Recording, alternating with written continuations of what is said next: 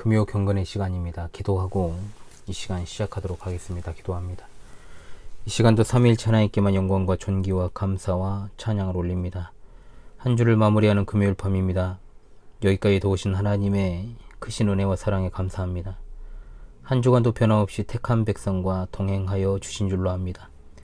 이 밤에도 경건의 시간을 갖도록 우리의 삶을 연장하시고 붙들어 주셨사오니 하나님의 말씀을 통한 그 뜻을 바로 알아 섬기도록 성령의 조명하심과 인도하심을 의지합니다.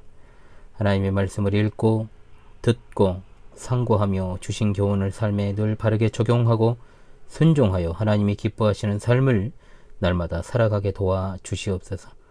날마다 예수 그리스도의 보혈의 공로를 의지하는 삶을 살게 하시며 성령께서 맺게 하시는 의와 거룩과 경건의 선한 열매, 우리 주님의 성품의 열매를 끊임없이 맺어 나가기를 원합니다. 지나온 우리의 발자취를 돌아볼 때 참으로 더럽고 추악한 모습, 어두운 그림자, 하나님 보시기에 합당하지 않은 모습들, 하나님의 영광을 가리우는 일이 없었는지를 생각합니다. 하나님의 말씀으로 우리 삶을 늘 비춰보고 또한 늘 회개의 삶을 살기를 원합니다. 특별히 우리의 죄악된 언행 심사를 회개하오니 우리를 긍휼히 여기사 하나님의 백성으로서의 본분과 자세와 태도를 잃어버리지 아니하도록 인도하여 주시옵소서. 이 시간도 변함없이 여러 환경과 상황 가운데 있으며 분투하는 우리 하늘 가족들을 기억해 주시고 어디에 있든지 무엇을 하든지 하나님께서 동행하실 줄을 믿습니다. 심히 어려운 환경, 이 험악한 세상에서 묵묵히 애쓰며 또한 주님 의지하고 나아가는 주의 백성들에게 하나님의 은혜의 빛을 비추어 주시옵소서. 이 시간도 변함없이 하나님의 정확무한 말씀인 사사기를 통해 주실 은혜를 소망합니다.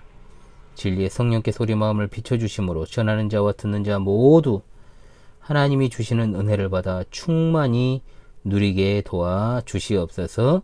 우리 주 예수 그리스도의 이름으로 기도하옵나이다. 아멘. 제네바 시편가 오늘은 57장을 부르도록 하겠습니다. 제네바 시편가 57장입니다.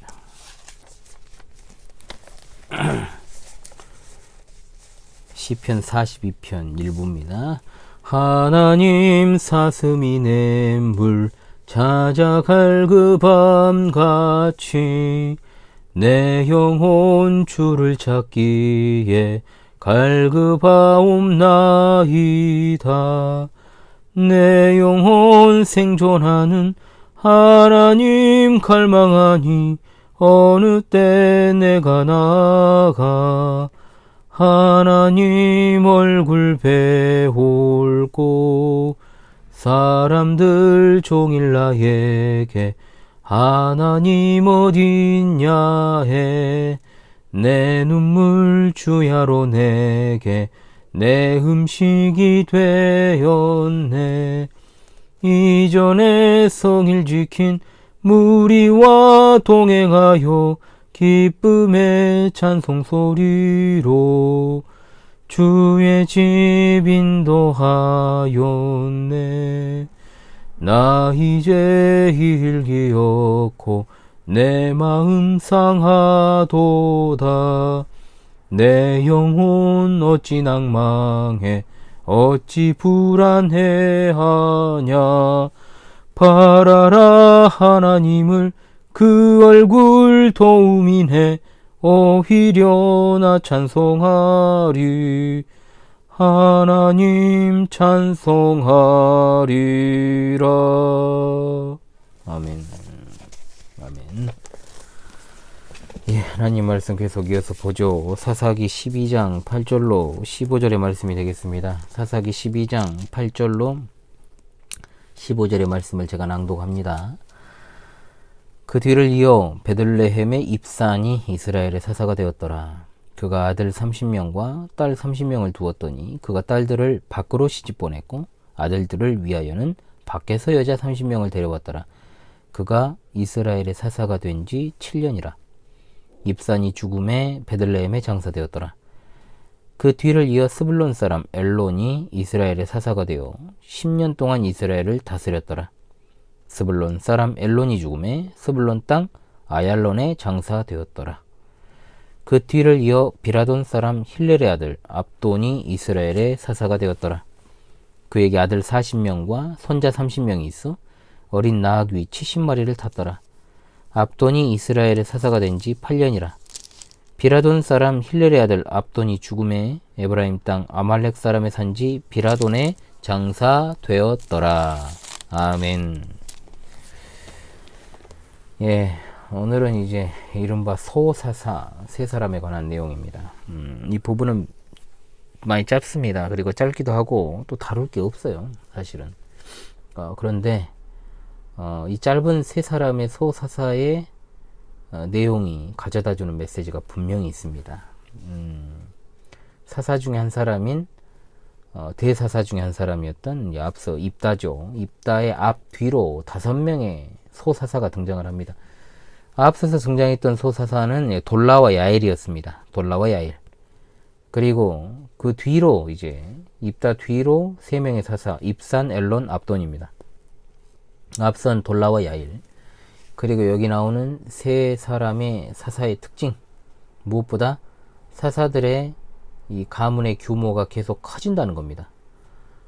특히 사사 야일은 아들만 언급이 되었던 반면에 입사는 자녀들의 결혼에 대한 정보까지 포함하여 3대가 이제 암시가 되고 있고, 압돈은 아들과 손자까지 3대가 정확하게 언급이 되면서 압돈 아버지의 이름까지 이제 나오고 있죠. 자녀들의 숫자에 있어서도 앞선 야일은 30명이었죠. 근데 입사는 아들과 딸을 합쳐 60명이고 압돈은 아들과 손자를 합쳐 70명입니다. 이제 압도를 하죠. 이렇게 지도자 가문들의 어떤 자녀 세대에 관한 관심과 자손들이 점차 많아지는 것은 그야말로 왕정을 이제 연상을 시킵니다. 이스라엘은 분명 왕정 국가가 아니지 않습니까? 세속적인.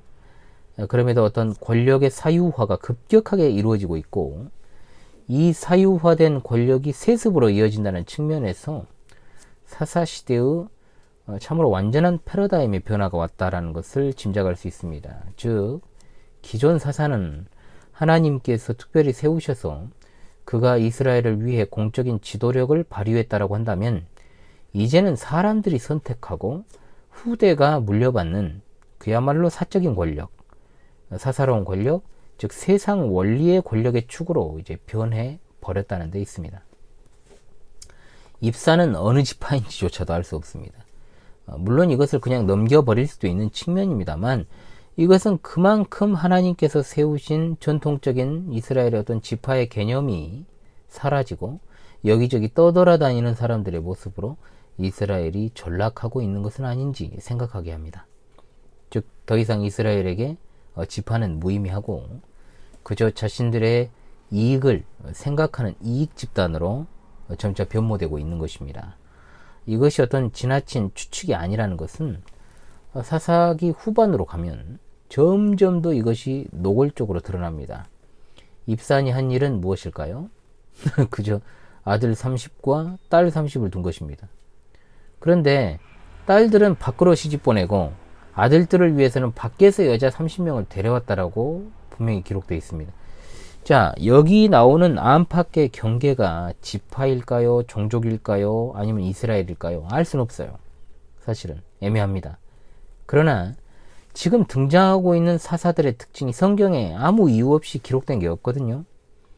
이 여기에 등장하는 사사들의 특징이 아까도 말씀드렸듯이 왕정에 가까운 권력을 가지고 있는 것을 볼 때 아마도 자녀들을 정치적인 목적으로 결혼시킨 것을 암시하는 것으로 보입니다. 즉 정략 결혼을 했다고 할 수 있는 거죠. 이것은 단순한 추측이 아닙니다. 상당히 신빙성이 있는 견해인 것은 다음에 등장하는 대사사, 여러분 정말 잘 아시는 삼손에 이르러 이스라엘의 경계를 넘어서는 이방 여인과의 결혼 문제가, 통혼 문제가 제기된다는 것이 있습니다. 맥락적으로 권력을 사유화하고 또한 그것을 세습하여 이제는 지도자의 위치에 있는 자가 이방인과 통혼을 주도하고 있습니다.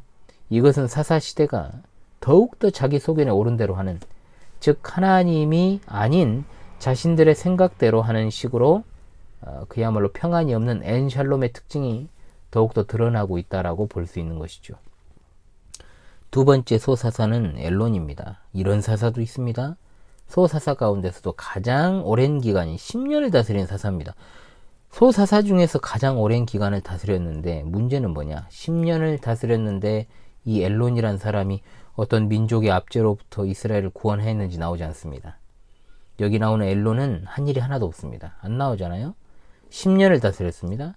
그냥 권력만 사유화하고 자기 이름을 딴 아얄론, 즉 앨론의 장사가 되었다. 그냥 권력만 가지고 누렸던 겁니다. 저는 이 모습을 보면서 어느 순간부터인가 우리나라도 대통령의 깜냥이 되지 않는 자들이 대통령 후보에서부터 또 실제로 대통령이 되기까지 참으로 어떤 지도자로서의 한 나라의 국가 원수로서의 품격을 느끼기 어려운 때가 되어버렸다는 것을 그런 느낌을 받습니다. 과거 시절 대통령들이 사실은 이제 헌정사에 있어서 모두 다 장단점이 있죠. 공과가 있습니다. 분명히. 그래도 어찌 보면 대통령으로서 무게감은 있었고 또 품격도 좀 느껴졌지만 언제부터인가 대통령들이 정말로 깃털처럼 가벼운 언사와 언행 그리고 행동 또 이리저리 흔들리는 모습들 이것들을 보게 되고 실제로 그 끝이 좋지 않습니다. 자살로 생을 마감한 대통령도 있었고 감옥에 갇힌 두 전직 대통령이 있으며 그중 한 명은 임기 중에 끌어내려졌고 또 한 명은 최근까지도 수감되어 있다가 일시 석방 상태에 있죠. 그 이후에 이어지는 두 명의 대통령 지금 이제 현재 진행형인데 말할 것도 없습니다. 그러니까 국민이 대통령을 자랑스러워하는 게 아니라 언제부터인가 부끄러움은 내 몫이 된 거죠. 부끄러워하는 모습들이 생기게 되었다는 겁니다. 이 또한 정말로 나라가 망조에 들었다는 것을 여실히 진짜 보여주는 그런 모습이 아닌가 합니다. 한 나라의 어떤 지도자의 수준은 그 백성들의 수준 아니겠습니까? 그러니까 대통령으로서 어떤 일을 하기보다는 그저 그 대통령이라는 타이틀만 가지고 또 측근 관리 잘못하고 또 자기 주머니를 채운 일들이 많았지 않습니까? 결국 그래가지고 앞선 두 전직 대통령이 감옥에 간 것도 사실이고요. 사사시대에 권력만 사유화하고 아무런 한 일 없이 자기 이름을 딴 무덤에 묻힌 앨론은 이와 같은 진짜 현실을 그대로 보여주는 신뢰라고 볼 수 있겠습니다. 마지막 소사사는 압돈입니다. 압돈은 힐렐의 아들로 소개되죠. 그런데 지파 이름이 아니라 비라돈 사람이라는 정치적, 지역적 연대감이 강한 이름으로 소개됩니다.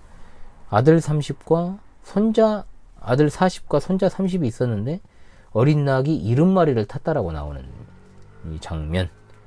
야일은 어린 낙이 30을 탔는데 왕적인 권위가 계속해서 확대되는 과정을 보여주고 있습니다. 사사기는 후반부로 갈수록 세속적이고 눈에 보여지는 가치를 존중하는 방향으로 이제 변화를 급속도로 보이고 있다는 거죠.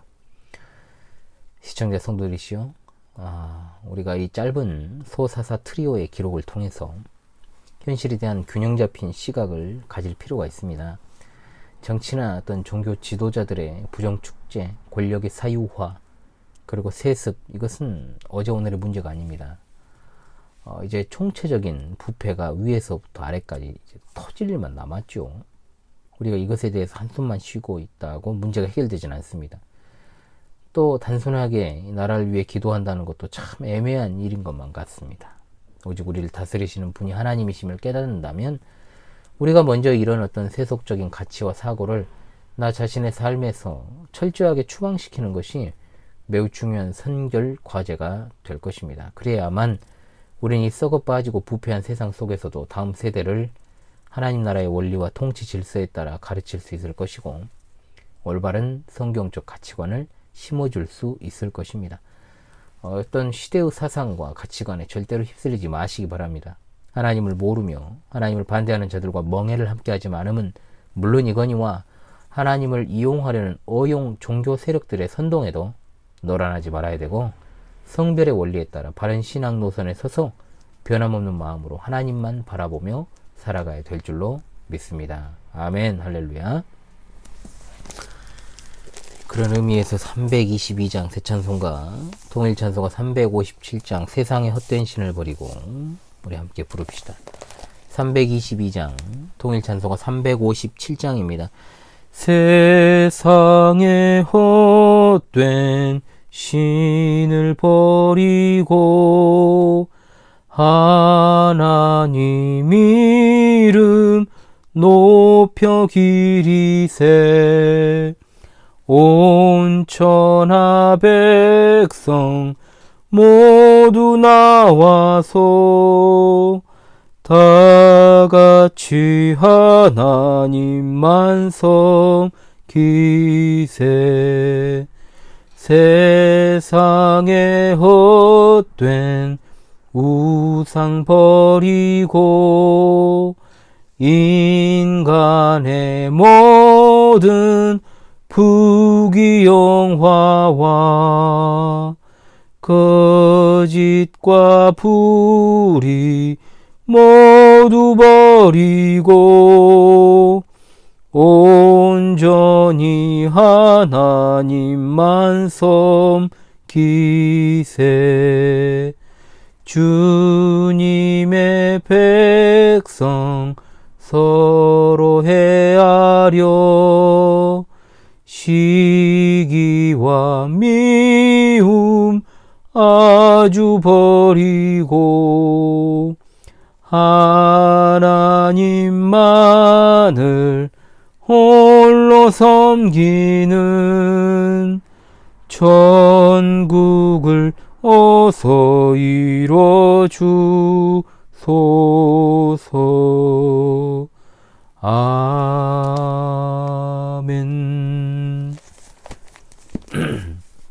목이 여전히 좋지 않습니다.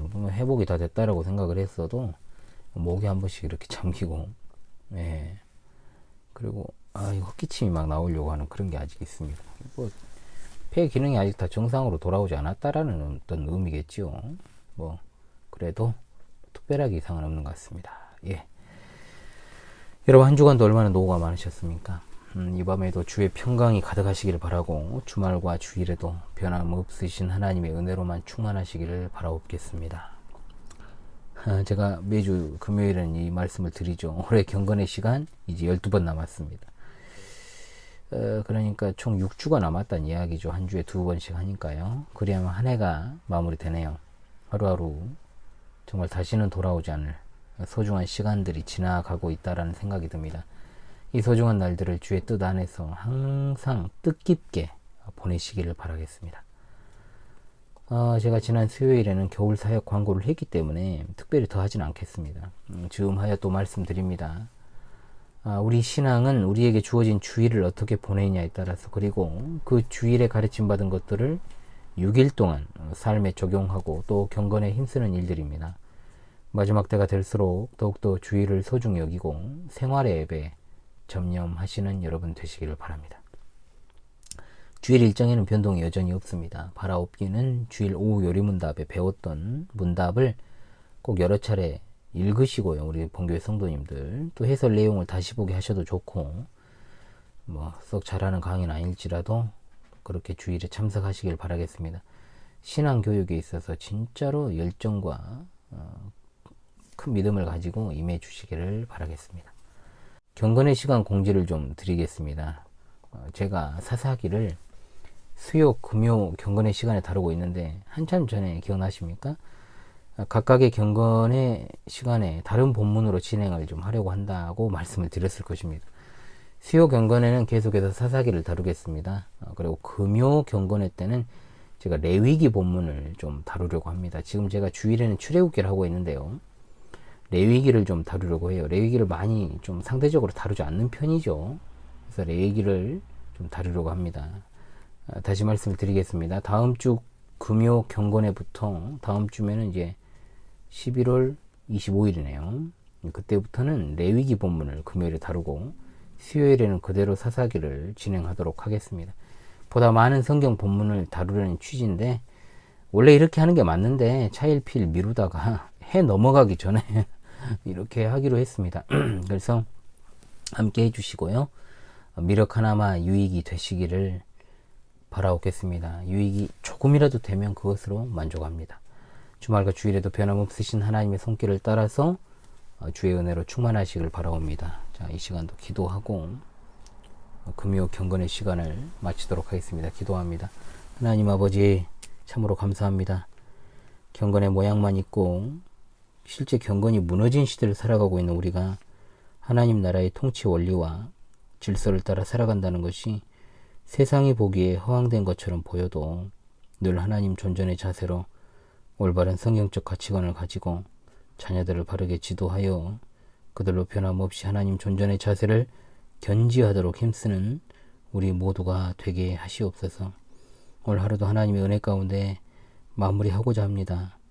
우리와 우리에게 속한 모든 지체들이 여러가지 곤고한 상황과 환경에 지치지 않게 하시고 언제 어디에서나 하나님의 귀한 뜻과 사명을 수행하는 일에 부족함이 없는 자들이 되게 하시며 하나님이 함께 하심과 주시는 말씀이 있어 늘 깨어있게 하시고 말씀을 받아 순종하게 하시며 시대를 잘 분별하여 신실한 믿음으로 신앙의 절개를 지키며 순교적 신앙으로 살아가고 영광 중에 다시 오실 주님을 잘 맞이할 수 있게 도와주시옵소서.